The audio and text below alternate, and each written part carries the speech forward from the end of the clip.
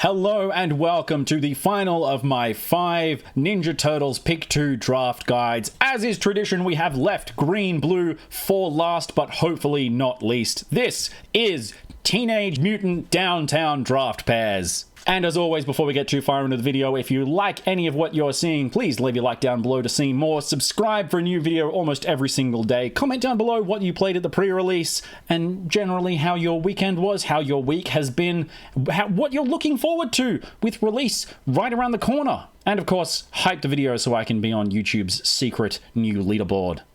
Let's get into it. If you have opened one of these sexy green-blue bombs, these absolute mutant monsters, then you're going to have generally a pretty easy time drafting a fairly straightforward green-blue value-based big stuff beatdown deck. What we're doing is we're just drafting big stuff. Hopefully we're getting all of the cards that trigger when you play some sort of mutant, and we're able to activate a bunch of off-color disappear effects with all of our mutagen tokens that we're generating incidentally, and all of our mutagen tokens are going to be artifacts which are going to trigger all of our blue cards. It's so nice. And the starting point is our signposts. Every single archetype has a pair of multicolored signposts. In green-blue, you have Genghis Frog, a perfect example of whenever it or another mutant enters the battlefield, you get to generate an artifact. So this is your green mutants triggering all of your blue artifact synergies.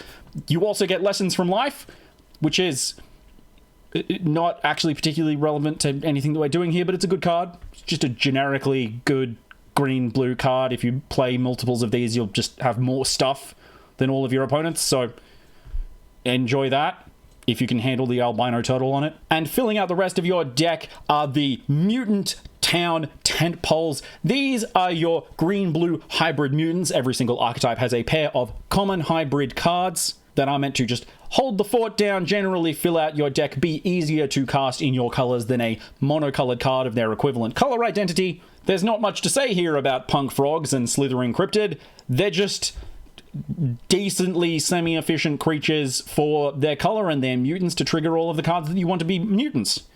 The more interesting play comes from the rest of the pack. When you start getting into your monocolored cards, Venus Torn Between Worlds is a bit of a pseudo-archetypical card. Every one of the decks has this. Venus is the green-blue one. She's eminently playable as a 5-mana 5/5 that whenever she's dealt damage, you put that many +1/+1 counters on her, which means if you block a 4/4 with her, suddenly she's a 9/9. And also, if you happen to have some blue, you can draw additional cards, not just off her, but off everything you have that has a counter on it, which is absolutely insane. And one of the best things to put a counter on is April Reporter of the Weird, a 3-mana 2/2 that nets you a card whenever you connect with her, and only gets better from there as you start putting mutagen +1/+1 counters on her. This is the sort of actually enjoyable +1/+1 counter based gameplay that you're going to get to do with this deck.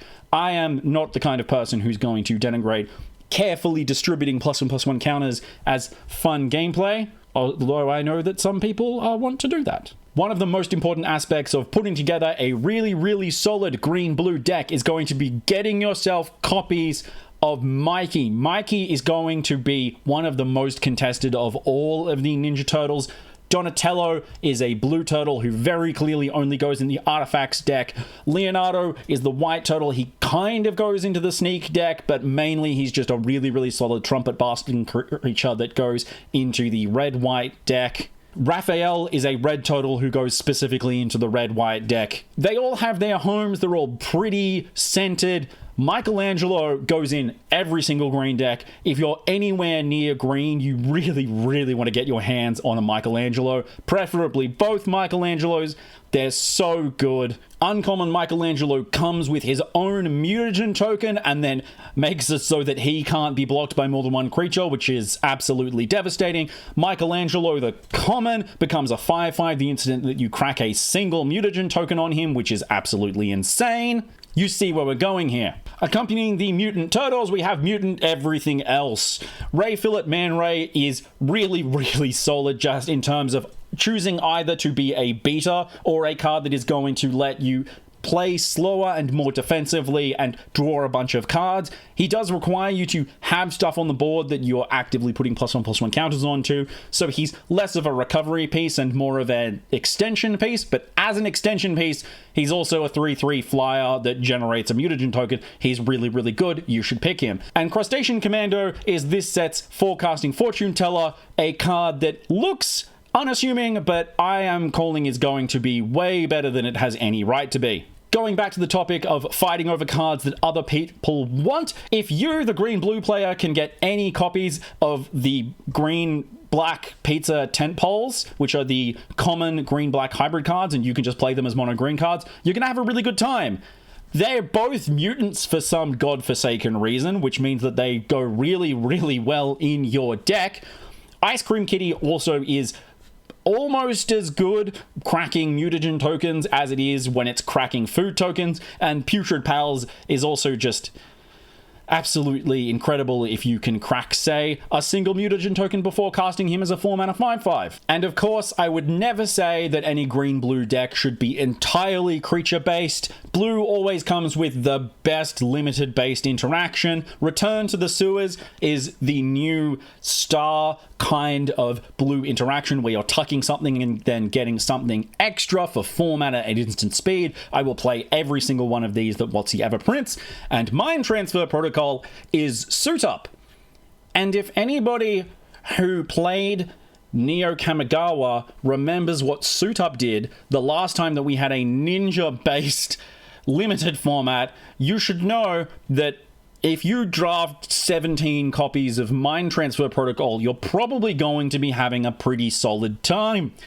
This card's incredible, and you absolutely want every possible copy of it you can get. It's going to be slightly worse than it was in Neo because the ninjas are in white and black instead of in blue and black, but that doesn't change the fact that this is an absolutely incredible card. And also, it just turns mutagens and food into 4/5s that are impossible to attack through.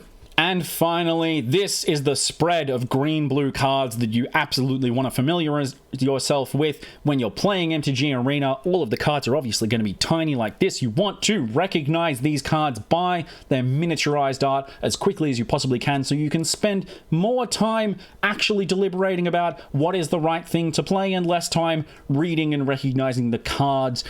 I do think this is going to be one of the better decks. I apparently am in something of a hot take by saying that, but green-blue is a solid deck as long as you don't get infinitely bored out by it, and you can recognize when green is getting cut at the table because there's a green-black player who's correctly taking all of their tent poles that you really, really want to steal for yourself. Good luck, green players. I don't envy you. But that is all. That is all for today. That is all for this week. Thank you for coming along. Please let me know how you went. Enjoy all of your drafting. If there's ever going to be any advocate for Pick 2 draft, it's me. If there are no advocates for Pick 2 draft left, it's because I'm dead and gone. Thank you, and I hope you have a good time and a nice day, and I will see you next week.